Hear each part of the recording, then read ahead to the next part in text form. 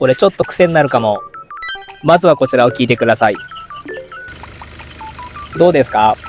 しかもちょっとブレてますよね。ということで、新品のクランクプーリー取り寄せしました。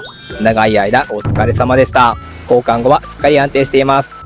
あと今回は ISCV も掃除していきます。これちょっと癖になるかも。汚れが浮き出るのってちょっと気持ちいいですよね。はい、綺麗になりました。オイル漏れもあったのでタペットカバーパッキンも交換しています。ちなみにこの掃除しているのは例のカーボン入りヘラ。イグニッションコイルも新品にしています。はい、リフレッシュも完了です。また元気よく走ってね。